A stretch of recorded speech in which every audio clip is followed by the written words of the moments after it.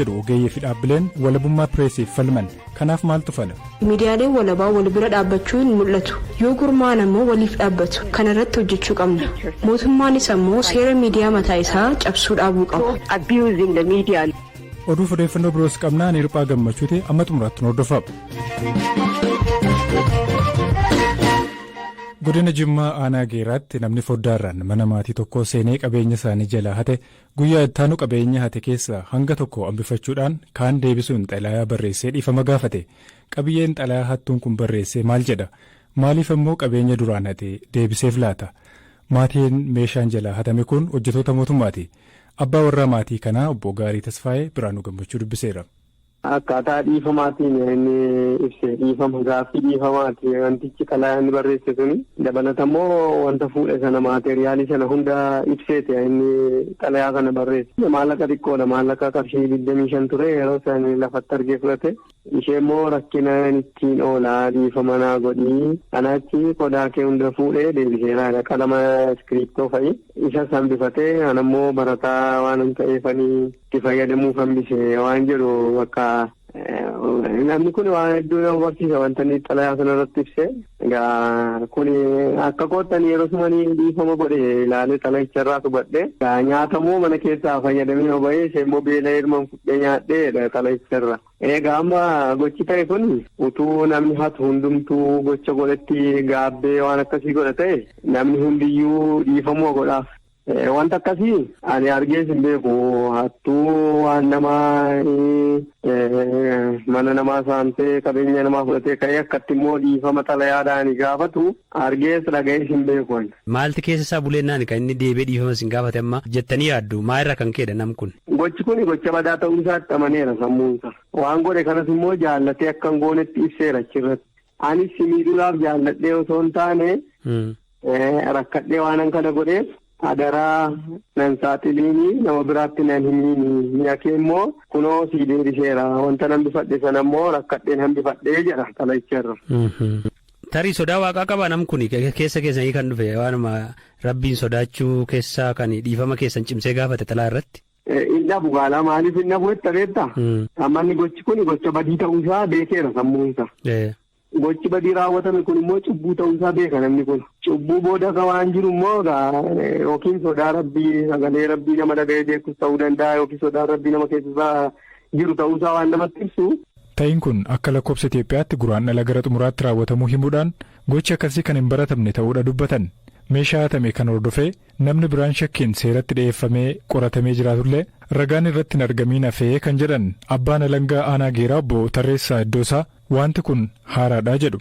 Haala hojii hanga yoonaa hojjenne keessatti namni mana namaa seenee hate tokko bakka namni hin jirretti hatee xalayaa barreessee immoo ittiin gaabbeen jira.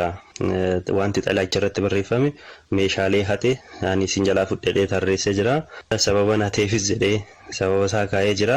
Sababa hateef rakkoo olaanaarraa kan ka'e ani barataadha waan nyaadhu yeroof rakkadhee jennaan fuudhee amma immoo sababan deebiseef jedhee qaanii sammuu kootti ceephaa'eera waan akkanaa kana raawwachuu kootti gaabbeera badiidhaa dhiifama naa godhaa yaada jedhu miira dhiifamaatiin kadhachaa irra deddeebi'ee miira dhiifamaa caqasuudhaan wantoota kana barreessee xalayaa kana deebisee jira jechaadha.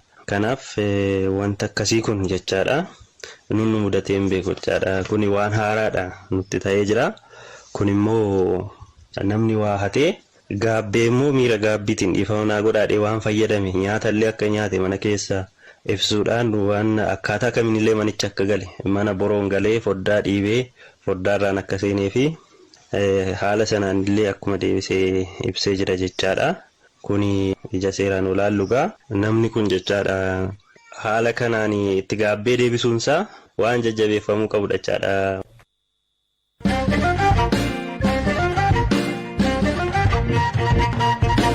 Har'a guyyaa miidiyaan walabaa addunyaatti yaadatamudha. Kanaan wal qabsiisuudhaan dhaabbanni gaazexeessitootaaf dhaabbatu CPJ'n mootummaan gaazexeessitoota Oromiyaa News Network yookiin immoo ONN Dassuu Duulaa fi Biqilaa Amanuu akka hiikuuf gaafate. Dassuu Duulaa fi Biqilaa Amanuu himata isaanii addaan kutuun hatattamaan gadhiisuu akkasumas kanneen hojii pireesii hojjetan irratti xiyyeeffachuu haa dhaabuu jechuun gaafate. Gaazexeessitoonni kunneen miseensota ABO kaanuu wajjiniin guyyoota muraasaan dura mootummaa fonqolchuudhaaf socho'aniiru jedhamanii himanni irratti baname. Himannichaan balleessaa raawwachuun yoo mirkanaa'e hidhaa umurii guutuu hanga du'aan adabamuu kan dandeessudha jedhama. Ibsi CPJ'n abukaatoo isaanii eeree baase kun sadaasa bara 2021 keessa Itiyoophiyaan labsii yeroo atattamaa erga labsiteen booda gaazexeessitoonni 14 hidhamanii turan. Mootummaan garuu gaazexeessitoota kunneen hojii isaanii gatii hojjetaniif otoo hin taane yakkaan shakkuudhaan akka to'annoo jala oolchee hime. Waraana kaaba Itiyoophiyaan durayyuu haala yaaddessaa fi muddama siyaasaa intarneetii cufuu fa'ii argaa turree kan jettu biyyoota saaraan gadiitti bakka buutuun CPJ Mutookii Muumoo erga waraanni kun jalqabee garuu haalli kun ittuma hammaatee jetti. Walumaa galatti abdiin dirree miidiyaa walabaa akka dagaagu gochuudhaaf waggaa 3 dura seename amma sadarkaa maaliirra jira? Hundeessituun barruu Addis Istaandard Tsadaale Lammaa dhimma kanarratti BBC wajjiniin turtii gabaabaa taasifteetti. It's an absolute tragedy that the gains that the hopes that we had were completely reversed. Baay'ee gaddisiisaadha. Abdiin horannee ture guutummaatti duuba deebi'eera. Waadaan miidiyaa Itoophiyaa walabummaa isaa akka eeggatuuf miidhaa mootummaan irra ga'u ittisuuf galame parsantaa 100 duuba deebi'eera. Ukkaamsaa fi danqaa mootummaa irraa dhufu qofaa miti kan argaa jirru. Gareewwan fedhii garaagaraa qaban mootummaatti dhiyeenya qaban irraas dhiibbaa miidiyaa walabarraa ga'aa jira.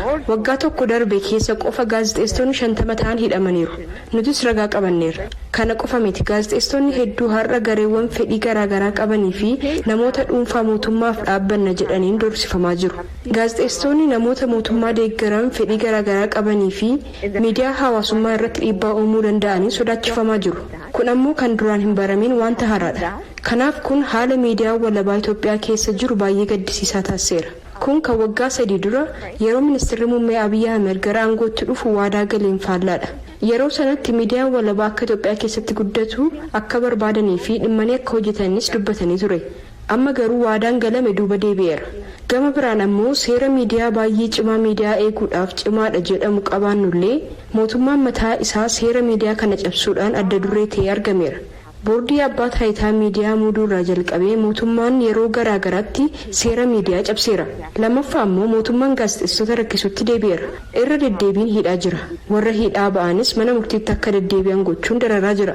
Furmaanni rakkoo kanaa amma karaa lamaan dhufuu qaba. Gaazexeessitootaa fi mootummaa irraa.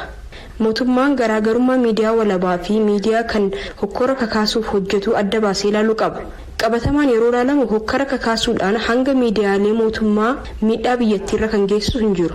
Miidiyaan mootummaa miidiyaa walabaa dhuunfaa caalaa biyyattii keessatti miidhaa qaqqabsiisaa jiru. Furmaanni isaa miidiyaaleen walabaa gurmaa'uu qabu. Gurmaa'inni cimaa seeraa fi duudhaa ogummaa ittiin cimsanii fi walii isaaniif dhaabbatan qabaachuu feesisa. Kana hanga ammaatti hin argine. Fakkeenyaaf nuti akka Addis Istaandarditti yeroo baay'ee abbaa taayitaa miidiyaatiin miidiyaa mootummaatiin warra miidiyaa hawaasummaa irratti dhiibbaa uumaniin miidhaan nurra ga'eera. Yeroo kanatti miidiyaaleen walabaa wal bira dhaabbachuu hin mul'atu. Yoo gurmaa'an ammoo waliif dhaabbatu. Kana waan hin qabneef kana irratti hojjechuu qabna. Mootummaanis ammoo seera miidiyaa mataa isaa cabsuu dhaabuu qaba. From the government side, it has to stop abusing the media law itself. Yaada gaazexeessituu Tsadaaleen dhiyeessitu kun ta'uu baannaan biyya waraanarraa bayyanachuudhaaf yaaltu keessatti yaadaa fi odeeffannoon bilisummaan hin ibsamu yoo ta'e dhugaa bakkatti deebisanii nagaa buusuu irratti gufuu ta'uu mala.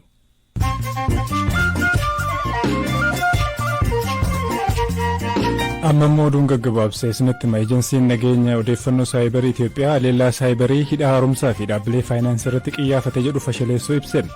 Aleellaa biyyoota biraatiin deeggarama jedhan fashaleessuu daayireektara dhaabbatichaa wabeeffachuudhaan miidiyaaleen biyya keessaa gabaasaniiru. Pireezidaantiin Keeniyaa Uhuru Keeniyaataan ittaanaa isaanii Wiiliyaam Ruutoon filannoo agayya dhufu keessa gaggeeffamu irratti wal dhibdee cimaan waan uumameef aangoo akka gadhiisan gaafatan. Pireezidaantii Keeniyaataan obbo Ruutoon biyyattiin rakkina dinagdee keessa jirtuuf karaa keessaan mootummaa qeequu malee akka mo'attuuf biyya baay'ee hojjetaa hin jiranii jedhan. Ruutoon gama isaaniitiin waggoota 2 oliif walgahii kaabinee irratti hin argamne. Akka seera biyyattiitti pireezidaantiin ittaanaa isaanii aangoorraa ari'achuudhaaf aangoo hin qabanin. Aangoorraa buufamuu kan danda'an yoo himataman yookiin immoo yoo hojii dhaaban qofaadha jedhameera. Milishoonni Alshabaab buufata gamtaa Afrikaa loltoonni Buruundii keessa jiran aleeluun dhagahame. buufata magaalaa guddoo Somaaliyaa Mogadishoo irraa kiiloomeetira 130 fagaatu kanatti lolli cimaan gaggeeffamaa kan jiru yoo ta'u gama lamaaniinuu namoonni ajjeefamaniiru. Aleellaan kun boombii konkolaataa irratti qiyyaafame dhoo'etti haanee kan raawwatame yoo ta'u qaama walabata irraa mirkaneeffamuu baatus Al-Shabaab ibsa baasee buufaticha to'achuu himeera. Biyyi Iraan magaalaa Baandir Abbaas keessatti namoonni dhugaatii alkoolii mana keessatti qophaa'e dhugan 8 du'uun isaanii himamen. Namoonni 51 biroo immoo alkoolii kan dhugan hospitaalatti wal'aanamaa jiru jedhame. Iraanitti namoota hordoftoota amantaa Islaamaa hin ta'in muraasa irraan kan hafe namoonni kamiyyuu alkoolii dhuguun, naquun, gurguruun akkasumas rabsuun dhorkaadha. Dubartiin Afrikaa kibbaa miila ishee tokko sababii dhibee kaansariin dhabdee fiigicha maaraatooniitiin riikardii addunyaa qabachuudhaan tarree galmee Giinas irratti galmoofte. Dubartiin umurii waggaa 46 taate Jaakii Hant ji'a Majjii darbirraa kaasee guyyaa guyyaadhaan fageenya kiiloomeetira 42 fiigaa kan turte yoo ta'u sanbata darbe dorgommii maaraatoonii 100 farfaffaa ishee xumurteetti. Oduun sa'aatii kanaaf qabanis isaan kana turan.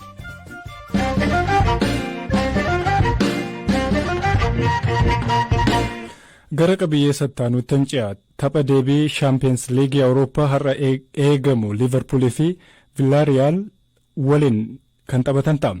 Shaampiyoons Liigii kana yommuu ta'e Liivarpuul kilaboota Ingilizii keessaa seenaa gaarii galmeessuudhaaf jira. Qophiin isaanii maal fakkaata? Galaana Balaay kan isiniif qopheessee kunooti.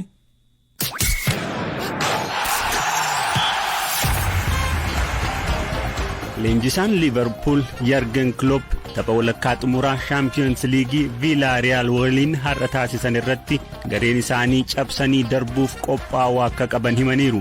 Liivarpuul tapha marsaa jalqabaa Aanfiilditti taasiseen galchii 2-0 olaantummaa qabaatus taphni kun akka itti cimuu danda'u Yargen Klopp ibsaniiru. Galchii tokko taphataan Villaariyaal galchii isaa irratti lakkoofsisee fi galchii lammaffaa Saadiyoo Maanee lakkoofsiseen injifatus tapha baay'ee cimaa ta'e taphachuuf qophaa'uu qabna. Sababni isaas isaan haalaan nutti qophaa'uu jedhan Klopp. Liivarpuul yeroo jahaaf shaampiyoonaa Awurooppaa ta'eera.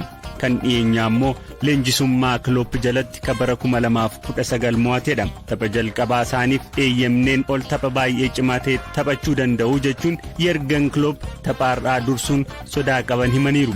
Yaaddoon koo maal haa hojjennu kan jedhuu fi taphicha mo'achuun darbuuf qophii ta'uu qabna ka jedhuudha jedhan. Taphicha karaa sirriin taphachuutu barbaachisaa jedhan.